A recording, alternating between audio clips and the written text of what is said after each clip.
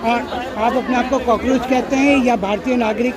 एक महान भारतीय नागरिक समझते ही नहीं है। देखिए, तो कूड़ा मकूड़ा पहले हम इस देश में पैदा हुए हैं और हम पहले भारतीय नागरिक हैं, लेकिन जब सरकार और सरकार के कुछ खराब लोग जो सरकार के चुने हुए द्वारा बिठाए गए हैं वो हमें कॉकरोच बोल रहे हैं, वो हमें पशु बोलेंगे या फिर किसी भी एनिमल से रिलेट करेंगे, तो हम वो भी बनने के लिए तैयार है। लेकिन ये सरकार सुधरे, ये सरकार अपने आप को बदले, तब हम अपने आप को मान लेंगे कि हम इंसान हैं और इस भारत देश के देशवासी हैं।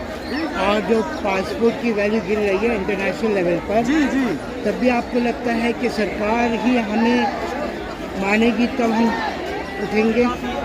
अगर सरकार आपको नहीं मानती है, जब घर में अपने बच्चों की इज्जत नहीं होती है ना, तो बाहर वाले भी इज्जत नहीं करते हैं। एग्जैक्टली, ये सच्चाई बात है।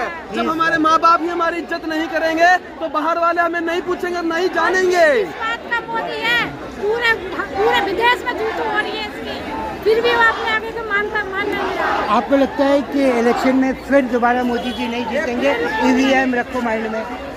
देखिए, से मैं जिताऊंगा ईवीएम। मैं सच बोल रहा हूँ, अगर ईवीएम रहा तो मोदी को कोई नहीं हटा सकता है, और अगर बैलेट पेपर पर वोट हुए तो मैं सच बताऊँ मोदी को कोई जिता नहीं सकता है। ये सच्चाई है। Thank you very much. ये एक आवाज़ एक जनता की नहीं है, भारत की आवाज़ है, ये हमारे सीनियर्स की आवाज़ है, and it is true. EVM should be banned and then the fair election should be allowed. Bye, ciao. आप पूछिए, मेरे से सवाल पूछिए, मैं जवाब देने के लिए तैयार हूँ। आपको क्या दिखता है 5 सालों में, आने वाले 5 सालों में क्या होगा? ये आंदोलन कामयाब हो या ना हो, क्या होगा? देखिए, ये आंदोलन कामयाब हो या ना हो इससे तो मैं कुछ नहीं कह सकता, लेकिन मैं इतना जरूर जानता हूँ अगर ये सरकार इसी तरीके से चलती रही, अगर इसने बदलाव कर लिया अपनी नीतियों में, अपनी चीज़ों में बदलाव कर लिया तो वेल एंड गुड हो सकता है। लेकिन अगर इसी रास्ते पर, इसी पटरी पर ये चलती रही तो मैं सच बता रहा हूँ आने वाले दिनों में इस देश में ना तो ये देश रहने लायक रहेगा और ना इस देश में कुछ काम करने लायक लोग बचेंगे, क्योंकि सब लोग बर्बाद हो चुके होंगे। This guy is from Haryana and he's got very great logics. I salute him.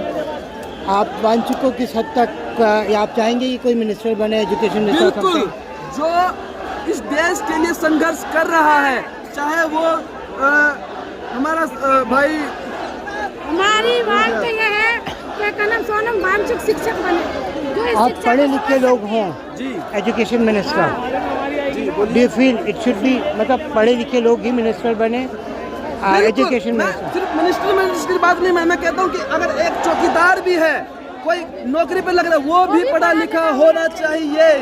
हाँ, इस बात से मैं